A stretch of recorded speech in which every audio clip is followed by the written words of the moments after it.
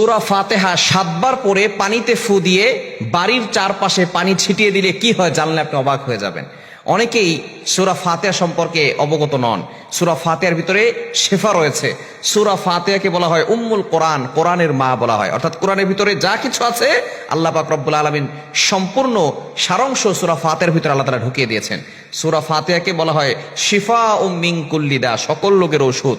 এবং সূরা ফাতিহার ভিতরে অনেক বরকত আছে।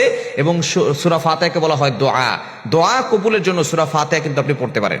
আমরা যখন নামাজে দাঁড়াই তখন কিন্তু সর্বপ্রথম যেটা পড়ি সানা পড়ার পরে এরপরে আমরা সূরা ফাতিহা পড়ি, ঠিক কি না? আর সূরা ফাতিহা ছাড়া নামাজ হয় না।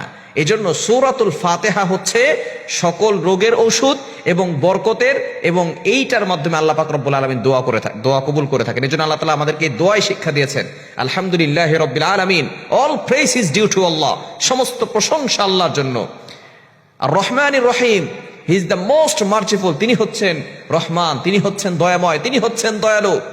মালিক ইয়াউমিদ্দিন, he is the honour of the day of judgement, তিনি হচ্ছেন বিচার দিবসের মালিক। সুতরাং এই সূরাতুল ফাতিহার ভিতরে আল্লাহ পাক রব্বুল আলামিন সবকিছু ঢুকিয়ে দিয়েছেন।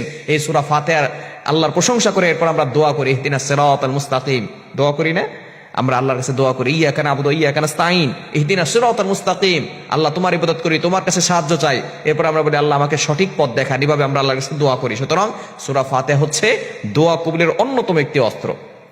এই সূরা ফাতিহার ভিতরে অনেক শেফা রয়েছে।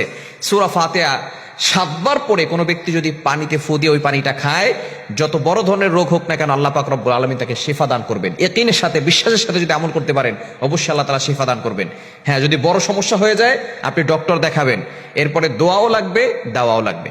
এখন কোনো ব্যক্তি যদি সূরাতুল ফাতিহা 7 বার পরে পানিতে ফু দেয়, ওই পানিটা যদি ঘরের চারপাশে ছিটিয়ে দেয়, আল্লাহ পাক রব্বুল আলামিন ওই ঘরের ভিতরে বরকত দান করবেন। এবং ওই ঘরের ভিতরে আল্লাহ পাক রব্বুল আলামিন অসুস্থতার নিয়ামত দিবেন না, আল্লাহ পাক রব্বুল আলামিন সুস্থতার নিয়ামত দান করবেন।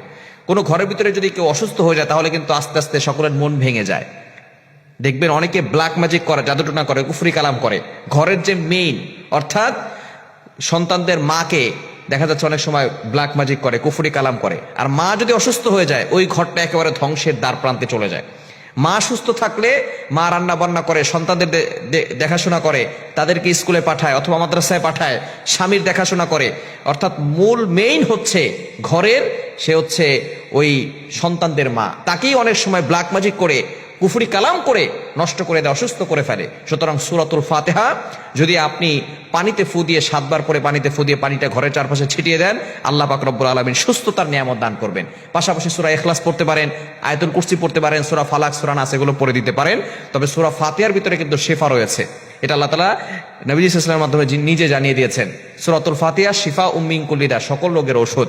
এজন্য 1 নম্বর হচ্ছে ঘরের ভিতরে বরকত আসবে, 2 নম্বর হচ্ছে আল্লাহ পাক রব্বুল আলামিন ঘরের মানুষদেরকে সুস্থতার নিয়ামত দান করবেন। এজন্য অনেকের দোকানে ব্যবসা বাণিজ্য ভালো না, কেমন যেন মনে হচ্ছে দোকানে বসলে ভালো লাগে না, অথবা ব্যবসার ভিতরে আগে ভালো ছিল এখন ভালো যাচ্ছে না।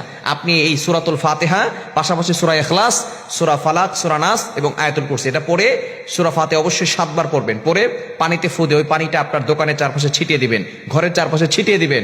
দেখবেন আল্লাহ পাক রব্বুল আলামিন ওই ঘরে, ওই দোকানে বরকত দান করবেন। ওই ঘরের ভিতরে, ওই দোকানের ভিতরে আল্লাহ পাক রব্বুল আলামিন উন্নতি দিবেন, এবং ঘরের মানুষগুলো আল্লাহ পাক রব্বুল আলামিন সুস্থতা রাখবেন এবং তাদের সকলকে সুস্থতার নিয়ামত দান করবেন। এজন্য অবশ্যই সূরা ফাতিহা ইয়াকিনের সাথে আমল করব। তবে শুধু সূরা ফাতিহা পড়বেন আর নামাজ পড়বেন না তাহলে কিন্তু হবে না। অবশ্যই নামাজ পড়তে হবে। নামাজ হচ্ছে সবার আগে।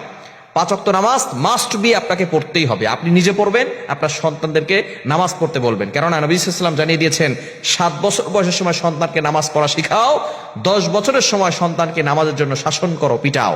এজন্য সন্তানকে 10 বছর বয়স, এখন সে বালেগও হয় নাই, তখন নবী সাল্লাল্লাহু আলাইহি ওয়াসাল্লাম বলছেন তাকে নামাজের জন্য শাসন করতে। এজন্য নামাজ পড়বেন, এরপরে আমল করবেন। অবশ্যই আল্লাহ পাক রব্বুল আলামিন আমলের ভিতরে আপনার ঘরের ভিতরে বরকত দান করবেন এবং আল্লাহ পাক রব্বুল আলামিন সুস্থতার নিয়ামত দান করবেন।